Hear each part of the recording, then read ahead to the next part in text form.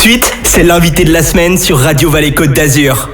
Eh bien écoutez, je vous souhaite la bienvenue, vous êtes bien sur Radio Vallée Côte d'Azur sur vos 3 fréquences 87.5, 100.9, 101.2 bien entendu dans les vallées de la Roya, Bévéra, Vésubie-Latiné et aussi sur la Côte d'Azur, partout de Menton jusqu'à Cannes en numérique. Et aujourd'hui, je suis très heureux, alors je ne le reçois pas, c'est lui qui me reçoit, c'est monsieur le maire de Menton qui est aussi président donc de la communauté d'agglomération de la Riviera française et c'est la première fois qu'on se rencontre et je suis très heureux de le recevoir et je suis avec monsieur Juel. Comment vous allez ? Je vais très très bien et moi aussi je suis très heureux de vous recevoir. Ça me fait très très plaisir à 2 titres, à titre de maire de Menton et à titre de président de la Riviera française. Voilà, je suis très heureux de vous accueillir. C'est très gentil en tout cas, vraiment. Et on va profiter, dans quelques instants, on va présenter votre parcours, bien sûr en tant qu'élu, on va parler aussi de votre parcours professionnel, on va apprendre à mieux vous connaître. Mais avant tout, on va parler de la CARF, parce que justement, vous avez la casquette de président donc, de la CARF. Pouvez-vous nous présenter un petit peu la CARF ? Alors la CARF, moi maintenant je dis communauté de la Riviera française. C'est plus simple, ça passe mieux, tout le monde comprend. La CARF, c'est un merveilleux territoire qui comprend 15 communes, dont Menton et la ville-centre.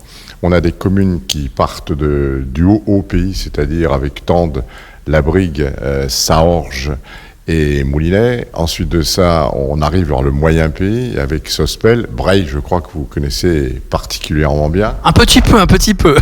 On leur fait un petit coucou justement. Un petit peu.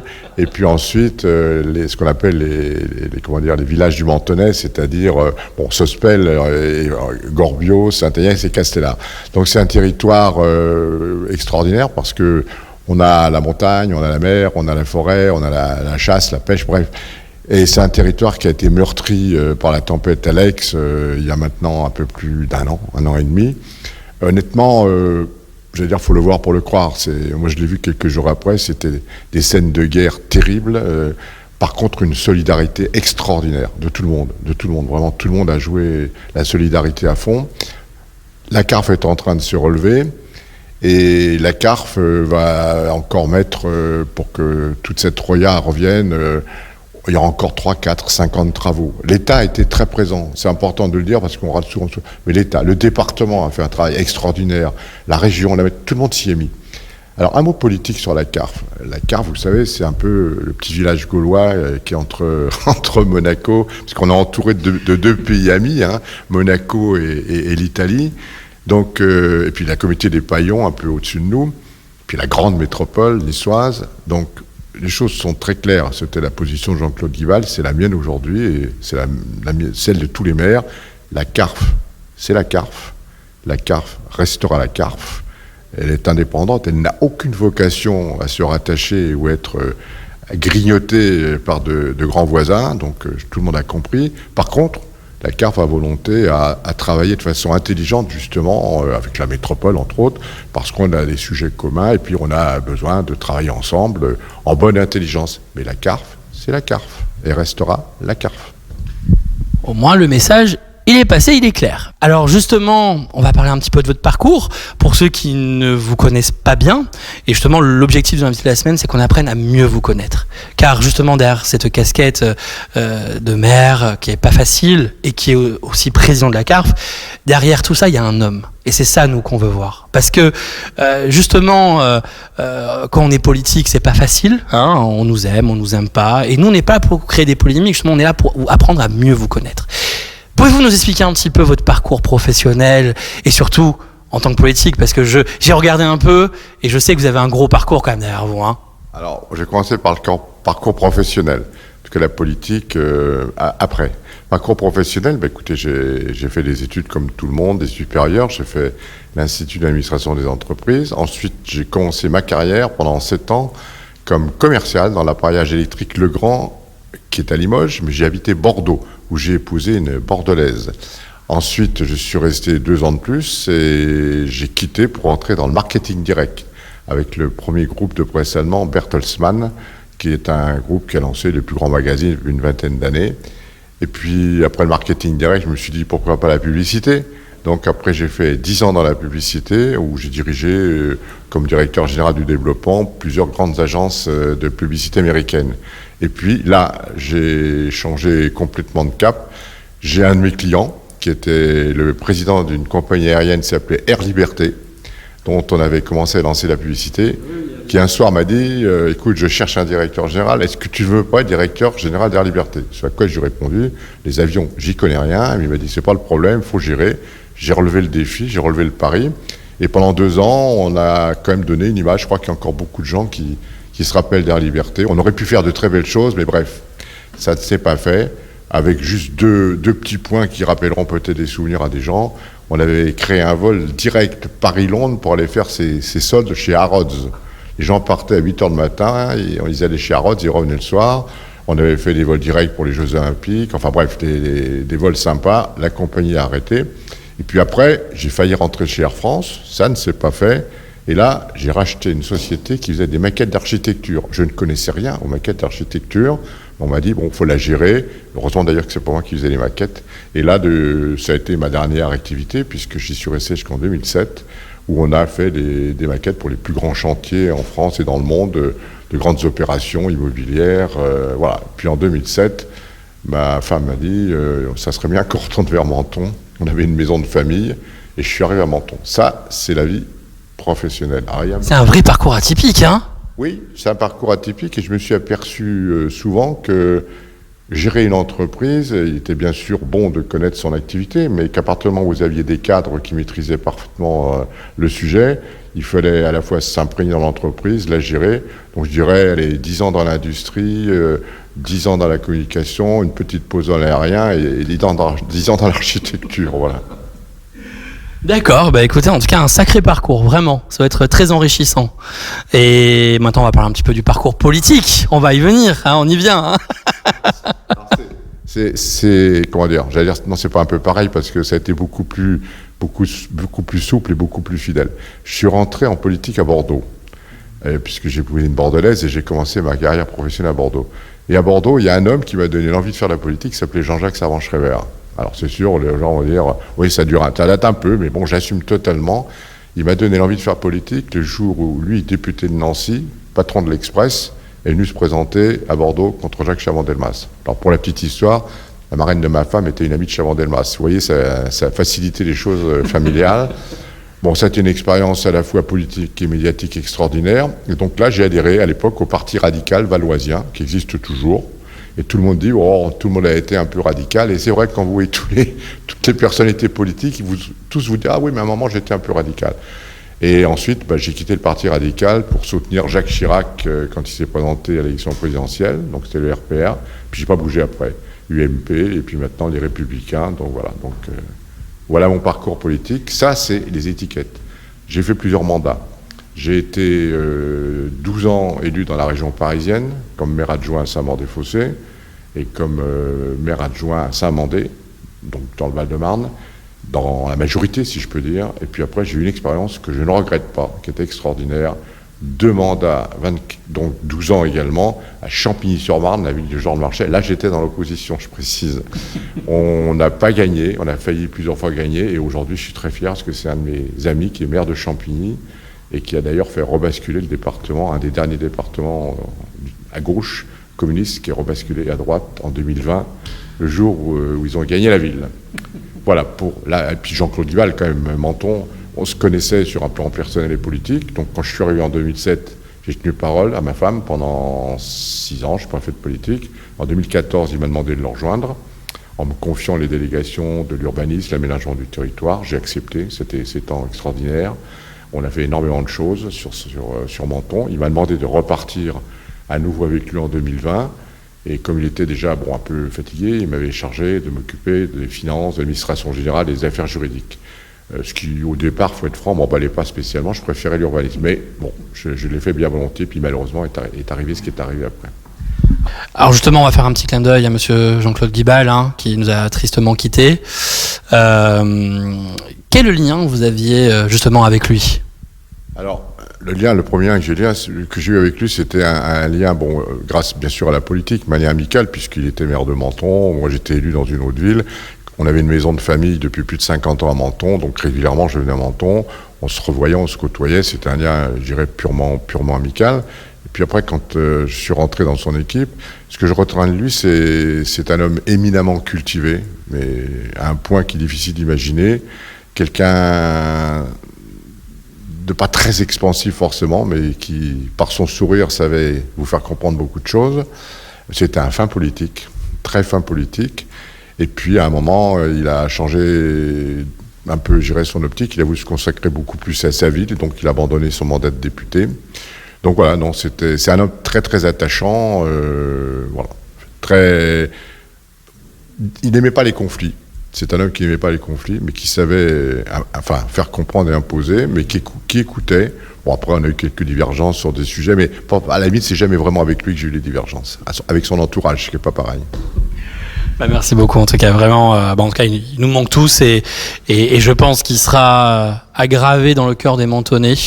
Moi, je l'ai connu depuis tout petit, hein. Ça a été un monsieur que je me rappellerai toute ma vie et qui aussi nous a tristement quitté malheureusement à quelques jours, Gilbert Marie, qui était un ami aussi de la Roya, hein, qui était vice-président du département, ancien maire de Breil, etc. Donc j'ai un hommage pour moi ces deux grands hommes parce que j'ai grandi avec eux et voilà et vraiment je pense qu'à unanimité ils resteront dans le cœur des Mentonnais, de la Roya, Gilbert Marie et monsieur Guibal. On va parler de projets, c'est important, l'avenir, les projets, et comme vous le savez sur Radio Vallée, on est toujours avec des ondes positives. Peut-on parler de 2022 ? Quels sont les projets à Menton pour l'année 2022 ou 2023, en tout cas dans les 2 prochaines années ? Le premier projet, c'est que je sois élu le 30 janvier, si vous pouvez me permettre. Parce qu'il y a des élections quand même, donc c'est mon premier projet, ou le 6 février, en tout cas mon premier projet avec... Comment ça va se passer ? On fait juste un petit clin d'œil, hein, monsieur le maire. Comment ça va se passer ces élections ? Donc c'est le 30 janvier, c'est ça en fait, hein ? Janvier et 6 février, donc il y a 2 dates, ça va se passer très correctement. C'est une élection, enfin pour ma part, l'équipe que je présenterai sera une équipe de divers droites, sans mise en avant d'aucune étiquette politique, avec bien entendu des gens d'expérience, des jeunes, des très jeunes, qui représenteront toutes les grandes tendances mentonnaises.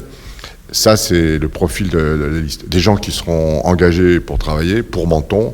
Donc c'est, d'ailleurs le titre de la liste, c'est « Tous pour Menton ». Ça résume assez bien. Ça, c'est... les élections, ça se passera très bien. Pour ma part, ça sera la plus grande courtoisie et je ne répondrai à rien d'autre que les programmes. Voilà, donc ça, c'est pour poser le débat. Après, bien sûr, dans une campagne électorale, et puis même s'il n'y a pas eu de campagne, puisque le mandat redémarre, je vais présenter avec mon équipe 4 ou 5 grands projets qui, pour certains, étaient des projets sur lesquels on avait été élu sur la liste de Jean-Claude Guibal, parce que je ne pourrais pas m'approprier des choses qui étaient déjà en place. Donc je vais en citer quelques-uns rapidement, si vous en êtes d'accord. Donc il y a toute la création ce qu'on appelle le parking multimodal, c'est-à-dire la rénovation de la gare de Menton, la création d'un parking de 450 places sous la gare. Alors ça a longtemps traîné pour des raisons diverses et administratives. Ça y est, c'est fait, le chantier va démarrer début de l'année. Autour, il y a un certain nombre de bâtiments, il y a plusieurs options. Je pense qu'on va plus s'orienter vers des bureaux pour du tertiaire, pour un peu faire de Menton une smart city. C'était un des vœux de Jean-Claude Guibal et je crois qu'il avait raison. C'est un peu ça qui va se passer. Ensuite, vous avez un deuxième projet qui est un projet un peu plus communautaire, ce qu'on appelle le 3e casier, c'est-à-dire la restructuration et la rénovation de tout le littoral entre le casino et le rugby Cap-Martin pour Lyon.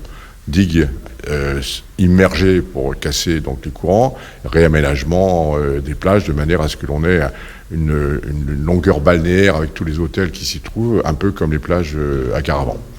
Ensuite, vous avez un autre projet qui est la restructuration de ce qu'on appelle l'espace Rondelli, c'est-à-dire au bout des plages de Caravan, juste avant la frontière, où là, par rapport au projet de base, j'ai demandé, il y a 15 jours, au bureau d'études, d'augmenter l'impact et l'espace sur l'étude, parce qu'on a à la fois l'espace Rondelli, mais on a également le 5 étoiles, j'en dirai un mot après, qui est juste au-dessus, le parc du Pian, et puis on a un stade qu'il faut peut-être revoir, une villa qui n'est pas en très bon état. Bref, de tout réétudier cet ensemble, parce que je ne pense pas qu'on puisse ignorer les volontés des investisseurs du 5 étoiles qui ont juste en dessous cet espace.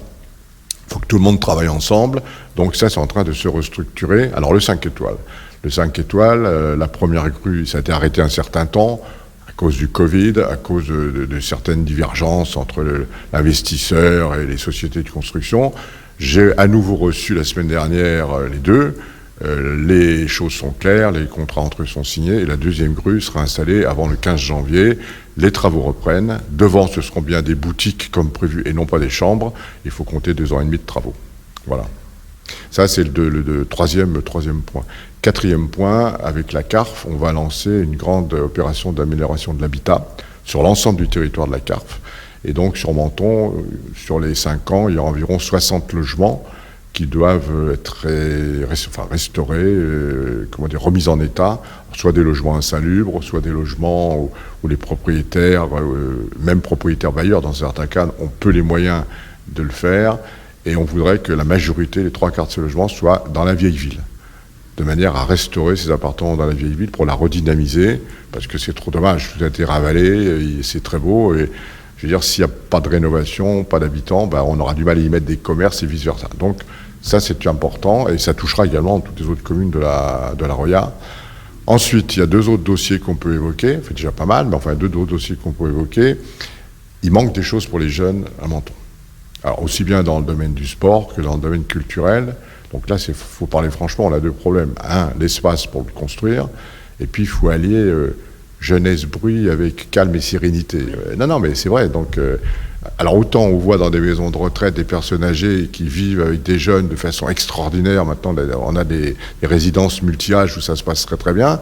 Là, c'est plus compliqué de faire comprendre à des gens de 70 ans que c'est normal qu'à 20 ans fasse un peu de bruit, et à ceux de 20 ans qu'il faut casser les pieds des gens de 70 ans jusqu'à 5 heures du matin. Mais bon, donc là, je pense qu'on a une solution, c'est au niveau du stade du Val d'Anneau. On va réaménager, parce qu'il y a juste un stade, on va réaménager 2 ou 3 équipements sportifs complémentaires et peut-être une salle d'activité qui pourrait permettre en même temps de lier certaines soirées. Là, on a l'emplacement, donc on peut le faire. Voilà, puis un dernier point quand même sur le projet de la tournerie dont on a beaucoup parlé. Alors, il y avait des accords qui avaient été faits, des permis de construire qui étaient préaccordés. Il y a un peu plus d'1 an et demi, le Covid a bouleversé énormément de choses. Donc aujourd'hui, on s'oriente plutôt vers une autre approche, au lieu que ce soit des immeubles à vocation touristique. R+2, R+3, on s'oriente plus vers un village avec des villas de 60-80 mètres carrés, à la fois pour que ce soit moins béton, et surtout permettant de réaménager tous les lacets, qu'on appelle les lacets Cernouchi, qui partent d'en bas pour refaire un jardin beaucoup plus grand. Et j'ai encore un projet, j'ai oublié.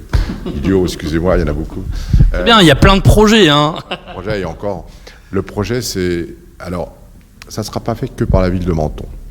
J'ai une conviction aujourd'hui, compte tenu des circonstances financières, compte tenu de la pandémie, bref, qu'une commune comme Menton, et d'autres d'ailleurs, on ne peut pas avancer si on ne fait pas ce qu'on appelle des PPP, partenariats publics-privés. C'est-à-dire qu'il faut aujourd'hui que l'on ait des partenaires privés qui s'investissent, qui ont de l'argent, qui sont prêts à le faire en les associant. Et là, je pense qu'on doit, par exemple, totalement, sur 4, 5, 6 ans, refaire et restaurer tous les jardins de Menton. On a un patrimoine de jardins extraordinaire, et il n'est plus en état tel qu'il devrait. Donc on a déjà des partenaires qui sont prêts à le faire. Même chose au niveau du Festival de musique. Le Festival de musique, c'est une institution pour Menton.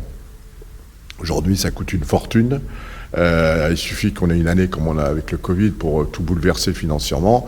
Il faut qu'on puisse avoir des partenaires privés, des mécènes, faut pas avoir peur du mot, qui s'impliquent parce qu'on doit vraiment sauver ce Festival de Menton. D'ailleurs, Jean-Claude Guibal, depuis plusieurs années, s'y était employé et on avait redonné de la lumière au festival. Bon voilà, les grandes lignes, il y en a d'autres, mais bon, on sera encore là demain matin. On fera d'autres émissions, Écoutez, en tout cas, c'était très enrichissant comme interview. On a appris plein de choses, vraiment. Avant de se quitter, il reste, je pense, encore 2 petites minutes. On s'approche des fêtes. Je vais vous laisser face à la caméra et face à nos auditeurs et téléspectateurs. Le dernier mot pour la fin, c'est ce qu'on fait à chaque invité de la semaine. En tout cas, je vous tenais vraiment à vous remercier.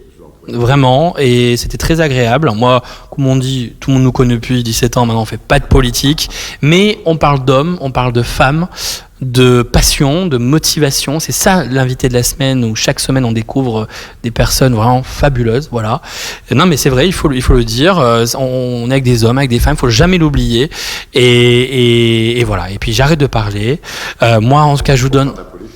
Non, moi pas de politique. Moi je fais que, comme on dit, mais je pense alors mon grand-père me disait toujours quelque chose, on fait tous un peu une part de politique, je pense, c'est ce qu'il me dit toujours. De près ou de loin, comme on dit. Et voilà. Mais en tout cas, monsieur le maire, je vous laisse le dernier mot pour la fin. Et merci de nous avoir reçus à votre bureau, vraiment. Vous êtes toujours les bienvenus à Menton. Donc ce que je voudrais vous dire, on a dû annuler les vœux de Menton et les vœux dans de très nombreuses communes de la Riviera française pour des raisons que vous connaissez. Et c'est un peu triste, mais j'avais été obligé de le faire, j'avais pas le choix. Donc je voudrais profiter d'être en direct avec vous pour souhaiter bien sûr aux Mentonnaises et aux Mentonnais, mais à tous les habitants de la Carfe, avec une petite tendresse particulière pour les habitants de la Roya, de la Bévira et puis des autres vallées qui sont pas dans la Carfe parce qu'ils ont souffert autant que nous. Vous souhaitez un très joyeux Noël en famille. Rappelez-vous toujours que le vivre ensemble, c'est ce qui est le plus important.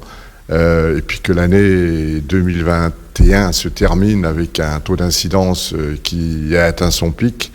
Soyez conviviaux avec tout le monde, prenez le temps de parler et puis soyez tout simplement heureux. Merci beaucoup, monsieur le maire. À très bientôt. Allez, prochain rendez-vous de l'invité de la semaine, comme vous le savez, c'est tous les jours à 6h, 9h, midi, 15h et 18h. Et puis, bien sûr, je profite aussi de vous souhaiter de bonnes fêtes de Noël, de bonnes fêtes de fin d'année. Soyez heureux. Et puis, comme on dit chaque année, on espère que l'année suivante sera meilleure toujours de l'année d'avant. Voilà. À très bientôt sur Radio Vallée Côte d'Azur, sur vos fréquences 97.5, 100.9, 101.2. Et on est aussi sur le numérique, sur le DAB+, de Menton jusqu'à Cannes. À très bientôt.